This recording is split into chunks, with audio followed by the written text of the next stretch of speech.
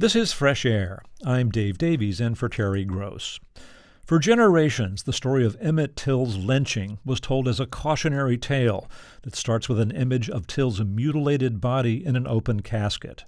The 14-year-old, who was from Chicago, was murdered in 1955 for allegedly flirting with a white woman while visiting family in Mississippi.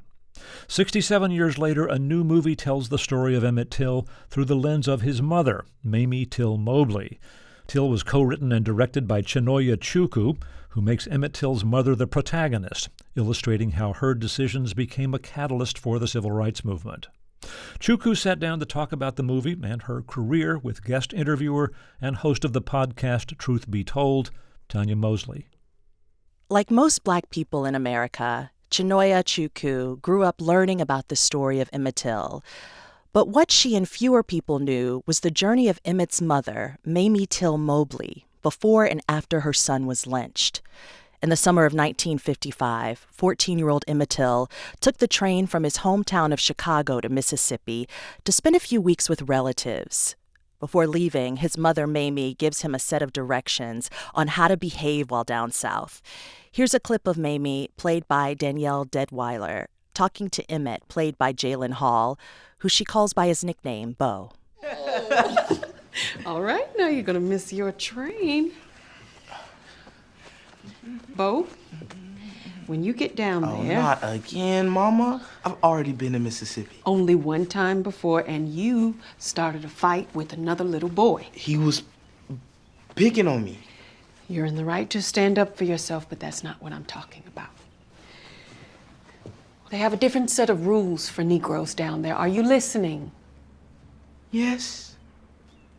You have to be extra careful with white people. You can't risk looking at them the wrong way. I know. Bo, be small down there. That was a clip from the new movie Till, co-written and directed by Chinonye Chukwu. This is Chukwu's third film. She was the writer and director of Alaska Land and the 2019 film Clemency, a movie about the unraveling of a prison warden struggling with the emotional demands of her job. Chukwu, a Nigerian-American from Fairbanks, Alaska, won the 2019 Dramatic Grand Jury Prize at the Sundance Film Festival for Clemency, making Chukwu the first Black woman to win. Chinonye Chukwu, welcome to Fresh Air. Thank you so much for having me. I'm looking forward to talking with you. Oh, well, thank you for being here. I'm looking forward to this conversation. Emmett was murdered 67 years ago. Why did it take so long to produce a film? Well, I think it's a lot of different reasons that include the powers that be not valuing the story, not valuing Black people's stories and humanities on screen. The story is one that is a reflection of a very painful reality, history and reality of this country and of our world, that I'm sure that there were moments when there might have been studios who didn't want to show that on screen or address that, and also figuring out the right way to tell the story, the best way to tell the story. I know it's taken some time, but I think it's all of those reasons and more. When Orion Pictures approached you to direct, you said you'd only do it if it centered Emmett's mother, Mamie Till-Mobley. That goes back to you saying the direction of the film and the point of view was something that needed to be figured out. You were ignited by this challenge of making a Black mother the hero in a hero's journey. You actually call it a character study. Why did you want to focus on her? Well, without Mamie Till-Mobley, the world wouldn't know who Emmett Till was. So I knew that she was the heartbeat of the story, the core, the foundation. And it is her work, her courage after his lynching that helped become a catalyst for the modern American civil rights movement. And yet, she and other Black women are so often erased from history and erased from stories that involve movement building and civil rights. And so I really wanted to center her, a Black woman, in her rightful place in history. And so when the producers approached me 3 years ago, I told them that this is how I wanted to approach the narrative and approach the film. And thankfully, they wanted that too. Mamie Till-Mobley died in 2003. And as you said, much of what we know about her is from that very short window of time in her life. What are some details that you learned about her during your research for this film? One of the big things that I learned that Danielle Deadwyler, the actress who plays Mamie, and I talked about a lot, was the complex negotiations she had to make between her public and private self, her presentational self and who she was in private. And she's navigating a lot of different kind of masks that she's having to put on as a Black woman in the world, a Black woman in America.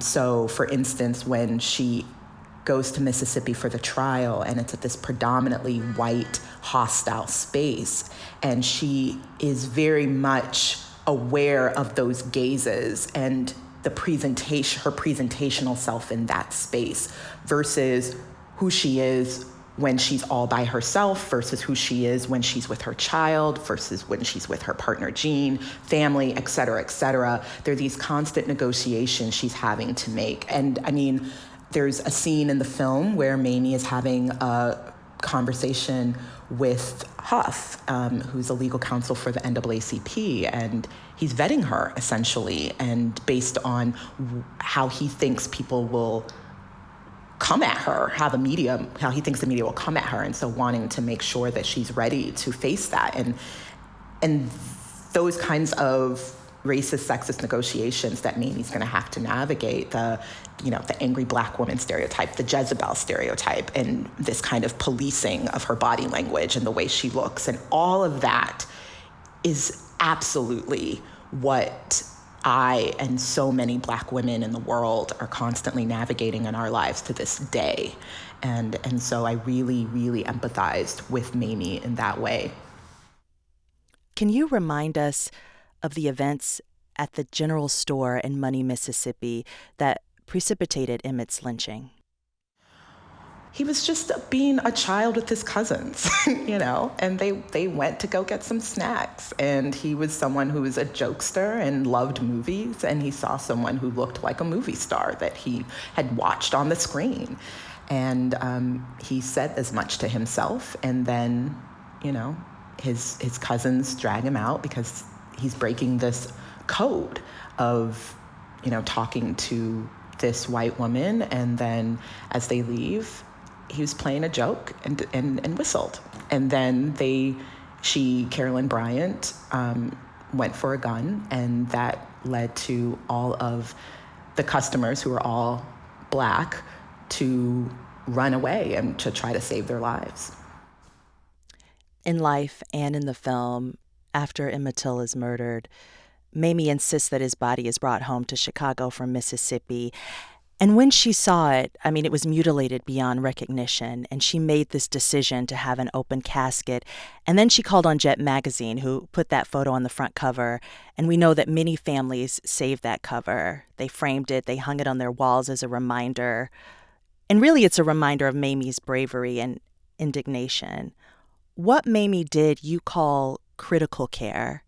Can you explain what you mean when you say critical care? So she wanted the world to witness what happened to her child, so then this can stop happening to other Black children, Black people. And so it was out of care and love that she has for Black people and Black lives and Black humanity. It was not a voyeuristic, objectifying look at her son. It was, we need to take action and come together and stop this. And I think that is a place that's coming from a place of care and action.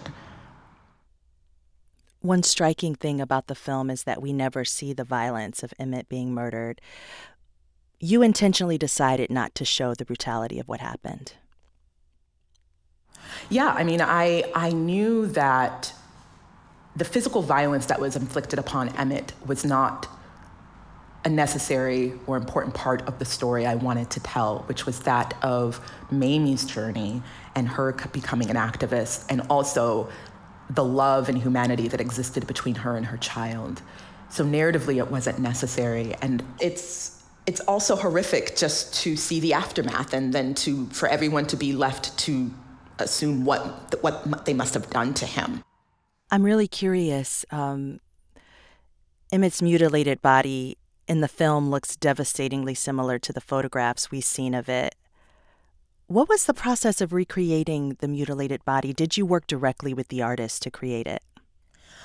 I did. And I have to say it was a very harrowing process because I read and reread autopsy reports of what was done to Emmett and looked at diagrams and carefully examined the photograph and did a little bit of research about what a body being in water for 3 days does what that does to a body, and having those conversations with the company that made the body, starting with the mold of the actor who plays Emmett, Jalen Hall, and just going back and forth as the body was being built and getting more details and making sure it's as realistic as possible. And the actors in the scene, the actors who interacted with the body, like Danielle and Sean Patrick Thomas, who plays Gene, they didn't see or touch the body until we were ready to shoot the scene. Oh, wow. And so the very first time they saw it was on camera. I mean, that's so powerful to know, because also in the film, we don't see Emmett's body until Mamie is ready to see the body. Yes. We instead see her face in the room from her point of view. But when she does finally look, which then allows us to look, there is a tenderness to the way you direct that moment. You bring the viewer as close as you can to seeing it from the mother's eyes. What was the process in coming up with this particular technique? And did you also use other options as you were finalizing the way that you wanted to present this really powerful scene? I was clear within myself early on in constructing my directorial vision for the film that this scene needed to be humanizing, not objectifying, and it needs to prioritize Mamie's emotional experience in seeing her son's body. And so I also knew that, and I communicated this to the crew, we were only going to shoot that scene in 2 takes because I didn't want to put Danielle, the actor, through that many times. So I had to be very, very precise within myself about how I wanted to shoot that. And so my cinematographer, Bobby Bukowski, and I had a lot of conversations and clarity about what we wanted. And so on the day, we found a great composition in the beginning of the scene where a table obstructs Emmett's body. And we just stay with Mamie and her emotional experience seeing her son. And I thought that just so beautifully captures the privacy and the intimacy and the emotional subtext that I wanted to highlight in that scene. And I knew that when the camera does move in to start to see Emmett's body, Mamie is leading that. So we see his body as Mamie is going down and going up his body. And it's tender and it's loving.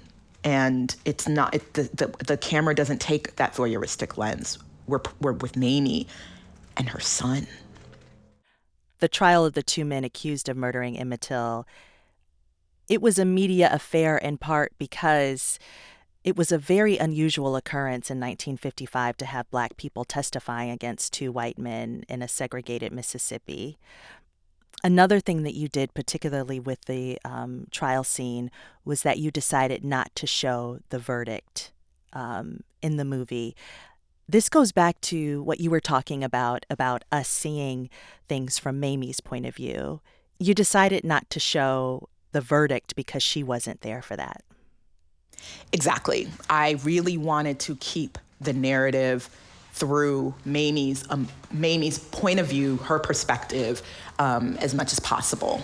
And so she left before the verdict was announced because she already knew what the verdict was going to be.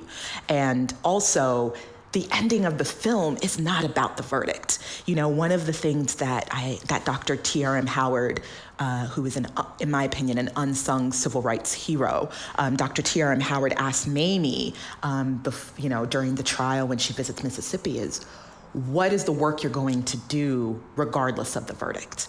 because there's still work to be done, and we cannot put all our hopes on justice, progress, and change on a verdict that's decided by within a system that's set up against you. And so I was thinking about that when thinking about how do I want the arc of this film to be, and it cannot end at the verdict. It's about so much more. And Mamie comes to that realization in her own kind of arc in the film, and that propels her to leave and go on to being an activist in the world, because there's so much work to be done. There's a scene where Mamie is talking to her mother, who is played by Whoopi Goldberg, right before Emmett leaves for Mississippi. And in it, Mamie shares with her mother her fears about letting Emmett go down south by himself. She refers to Emmett by his nickname, Bo. Let's listen. We've never been apart this long. He's just going to see his cousins. It's not a bad thing for him to know where he come from. Oh, Chicago is all he needs to know. I don't want him seeing himself the way those people are seen down there. Those people like me? Even you left Mississippi, Mama. Mamie, Bo is growing up. You're gonna have to let him go. All right, I know that face. That is the face of Mama. Mind your business and go home. Where's my pocketbook? Right here. Oh, there it is. You need to get you some rest, too. Come on, baby. I'll call you tomorrow. All right. That was a clip from the new movie Till, co-written and directed by Chinonye Chukwu. Chinonye, that fear that grips a mother of Black sons, it's a universal feeling, the fear of your child out in the world. How did you and your crew move through the emotional weight during the filming? The timing of the making of this film, it really was right on the heels of George Floyd's murder. Yeah, and I remember when I was working on the script, it was in the midst of the protests that were going on around the world, and so there was definitely an extra weight in the writing of it for me, I let a lot of my feelings and emotions out in the writing of it. There were a lot of tears. There was just a lot of feelings. And so I can compartmentalize as much as I can on set. But we're still human. And so myself and the producers were very intentional about protecting the mental and emotional well-being of everybody. So we had a therapist on set who was available to the cast and crew and was just such an invaluable resource in helping us process our feelings in real time.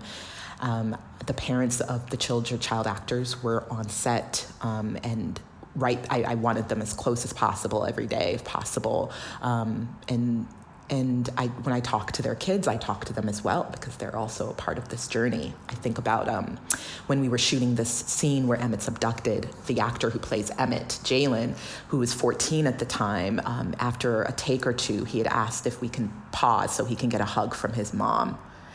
And we just dropped everything so he can get a hug for his mom. And if Jalen would have told me, I don't want to do any more takes, then we wouldn't have done any more takes. We're human beings first and foremost. Those are some of the ways that we were really mindful of care. Also, there were just some scenes I limited to 2 takes because I just didn't want to go through that, put the actors through that repeatedly. And so I would tell the crew, listen, whatever we get in these takes is what's going to be in the film. So let's just make it as great as possible. But then we got to move on. Director Chinonye Chukwu speaking with Tanya Mosley. Chukwu's new film is Till, about the mother of Emmett Till. We'll hear more of their conversation after a short break. I'm Dave Davies, and this is Fresh Air. Our guest is writer and director Chinonye Chukwu. Her new film is Till, about the 1955 lynching of Emmett Till, a 14-year-old boy from Chicago who was murdered for allegedly flirting with a white woman while visiting family in Mississippi. The film is told from the perspective of his mother, Mamie Till-Mobley, and shows how her decisions to publicly share what happened to her son became a catalyst for the civil rights movement. Chukwu also wrote and directed the 2019 film Clemency, about a female prison warden suffering from the emotional toll of overseeing death row executions. The film won the Dramatic Grand Jury Prize at the Sundance Film Festival, making Chukwu the first black woman to win it. Chukwu is Nigerian-American and grew up in Fairbanks, Alaska. She spoke to Fresh Air guest interviewer Chinonye Mobley. Chinonye, you grew up very far away from the American South in Fairbanks, Alaska. I can only imagine how much of an anomaly you are in some spaces here in the lower 48, being a black woman from Alaska. I need to know, what was it like? I mean, like, really, what was it like? What was your neighborhood like where you grew up? What was your high school like? So what I felt it was like in the moment versus my reflections on it now as a 37-year-old are different. I appreciate it a lot more looking back. I lived in what would be equivalent to the suburbs, in Fairbanks, Alaska, suburbs-ish. Fairbanks is a town. And that was predominantly white, but my parents, who are petroleum engineers and Nigerian immigrants, they were very intentional about, finding communities with, other Africans and children of immigrants, and so I was amongst that community as well. At the time when I was a teenager in Fairbanks, I was struggling with deep depression. And that was exacerbated by my seasonal affective disorder. In the winter, it gets quite dark, as you can imagine. And so it was a real struggle for me, and also just kind of navigating my own identity crisis as, a child of Nigerian immigrants who I would go back home to Nigeria often. And, it's when I go back to Nigeria, I'm too American. When I'm in America, I'm out of place either just by my blackness or by my Nigerianness, or, amongst other African Americans, just sometimes critiquing my blackness based on, growing up in Alaska or being a child of Nigerian immigrants. And so in the moment as a teenager, it was a very dark time, and my depression was masked by my work. I was the president of multiple organizations in high school. I was in all the clubs. I was staying at school till 9 p.m. at times, just in after-school activities, and just busying myself so I don't have to deal with that deep, penetrating feeling of sadness that I was actively avoiding. And so nobody knew. Nobody knew that I was dying inside and deeply depressed and confused and insecure, because on the outside, I was an overachiever. When did this revelation come to you and to others that you were depressed? You said that nobody really knew. So I had a moment when I was 14, where I almost took my own life. And I remember it like it was yesterday, and there was a voice, and I just wanted the pain to stop, essentially. It was the middle of the night, I was sobbing, I just wanted the pain to stop. And there was a small voice in my head that just said, give it one more day. Whatever happens tomorrow, okay, but just give it one more day.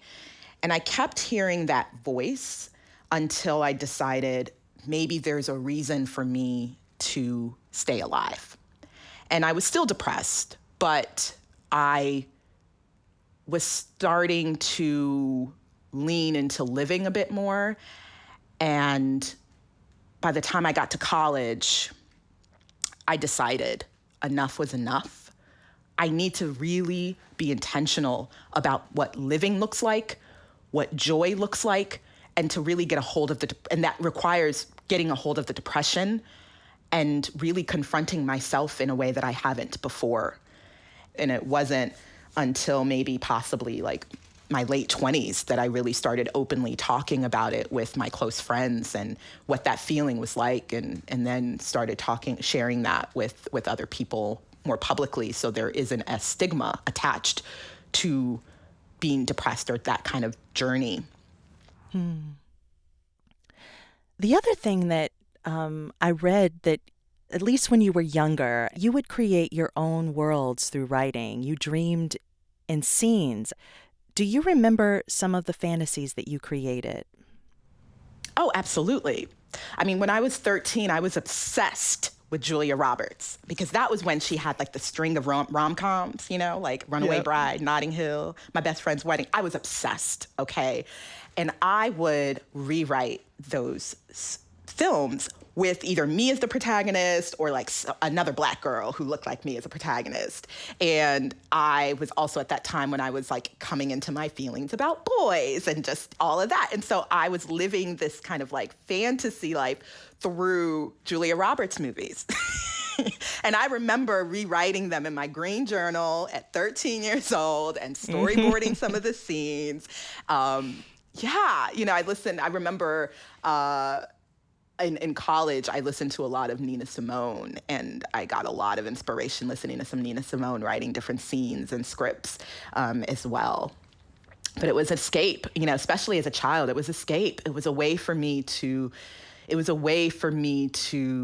get outside of myself and the dark space I was in and just imagine worlds and possibilities beyond Fairbanks, Alaska. Yeah. You went to DePaul University in Indiana for undergrad, and then film school at Temple University in Philly. Philly was a very important place for you. You also taught third grade, and you call that the single most life-changing experience you've ever had. And I'm wondering what made it so meaningful. So when I was in grad school, my first year, I was broke and needed money. And sadly, the easiest job for me to get at the time was assisting a third grade teacher. And then that would lead to me kind of having my own section of students, teaching them literacy. And so I started teaching because of money. I never, ever thought I would be interested in it, but I needed money. And that experience, the first couple months, was incredibly difficult. And it was difficult because the students were challenging and I didn't know what I was doing. And I think they knew that. But then something happened. I remember there was one day in particular early on when I started teaching when there were like one or two Black girls who were just staring at me. And then they started kind of mimicking some of my movements. And I just had this light bulb moment. I was like, oh, they're seeing themselves in me. And that was the time I realized that I really understood, oh, I'm living for more than just myself. And it just really expanded me in when I had that revelation. And once I think the students started trusting me more, and I just kind of leaned into their humanities and just, you know, allowed myself to just figure it out day by day, we started to bond, and I really felt a connection to them and caught the teaching bug, so to speak.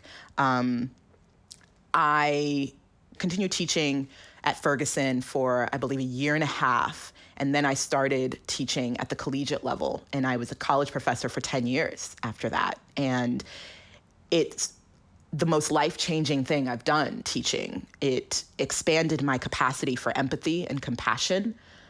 It matured me very quickly. It, once again, reminded me I'm living for more than just myself. And teaching at the collegiate level, especially, has helped to make me the filmmaker I am. If you're just joining us, I'm talking with Chinonye Chukwu, co-writer and director of the new film Till, about the mother of Emmett Till. Chukwu is also the writer and director of the award-winning film Clemency. We'll be right back after a break. This is Fresh Air.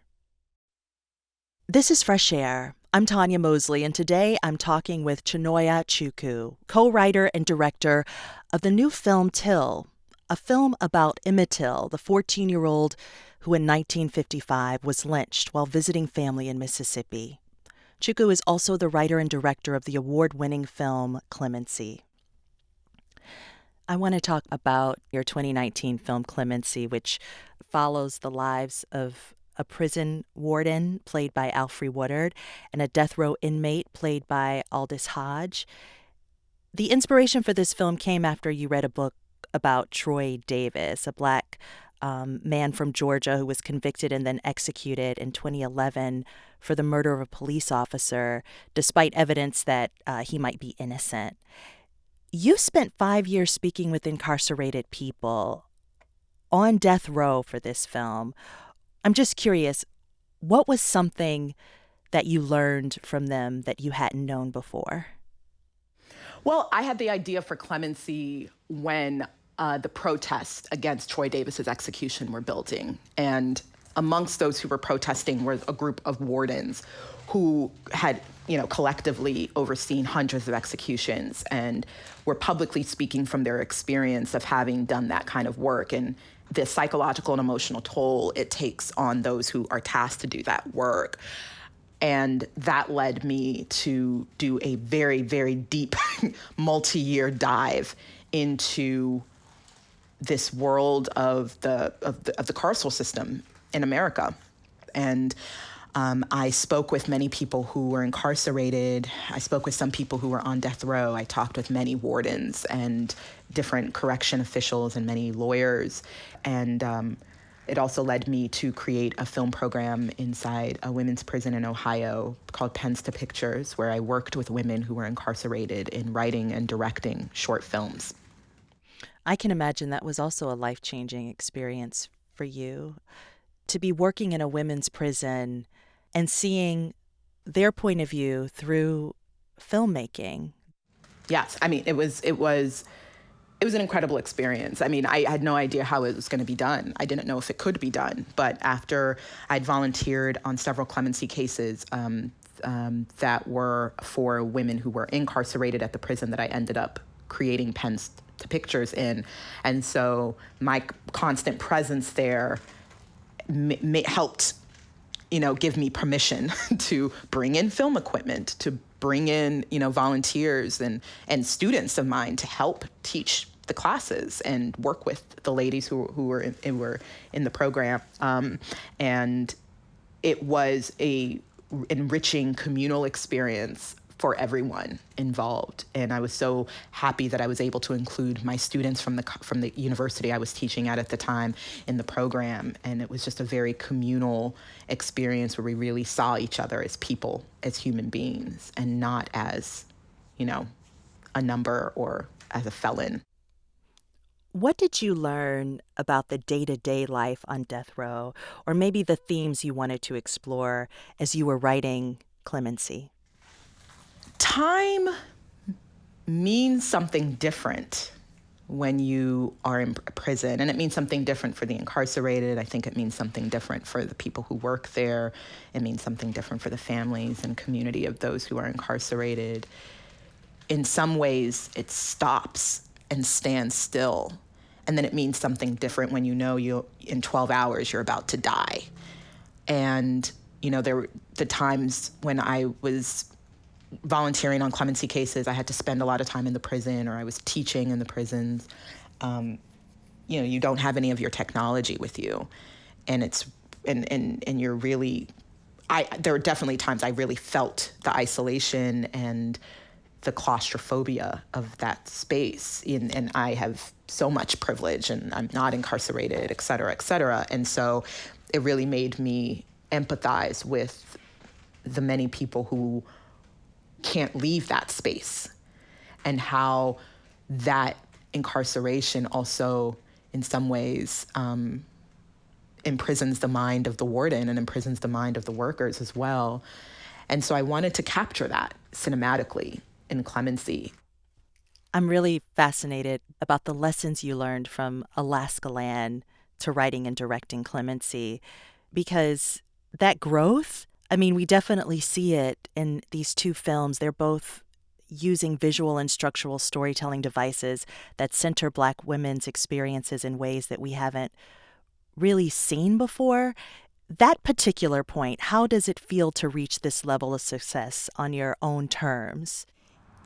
It is exciting, exhilarating, and terrifying. I am proud of myself for still being rooted in my joy and in my peace. in my worth, in my own power. I'm so thankful that I lived a full life before getting to this point.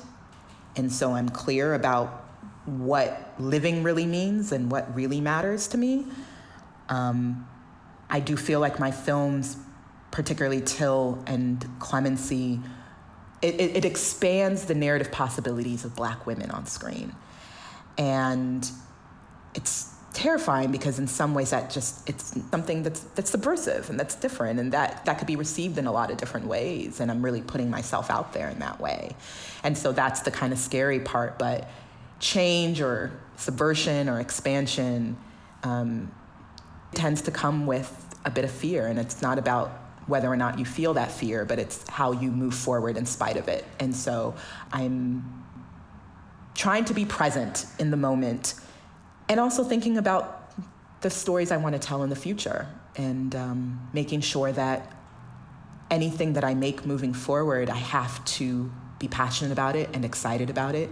And I don't want that relationship that I have to the work to change. You mentioned some of your future work. Is there anything that you're working on that you can share with us? I'm not going to share specifics, but I am definitely not going to do a serious drama for my next film. I'm like, I need some levity. Don't be surprised if my next film's a rom-com. Yeah. Take us back to Julia Roberts, a Black protagonist, Julia Roberts. Listen, my mind's already going with story ideas for that one.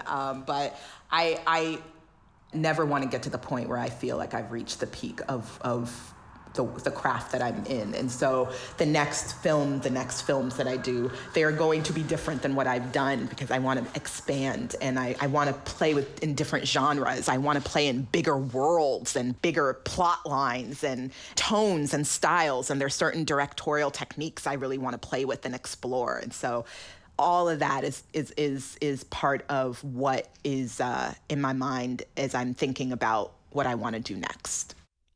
Chinonye Chukwu, thank you so much for this conversation. Thank you so much. I really enjoyed talking with you, and thank you for the really thoughtful, insightful questions. Chinonye Chukwu's new film, Till, about the mother of Emmett Till, is in theaters now. She spoke to Fresh Air guest interviewer Tanya Mosley. Fresh Air's executive producer is Danny Miller. Our technical director and engineer is Audrey Bentham.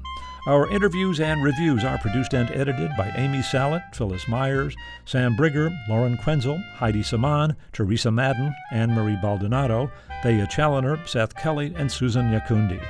Our digital media producer is Molly Seavey-Nesper. Roberta Shorrock directs the show. For Terry Gross, I'm Dave Davies.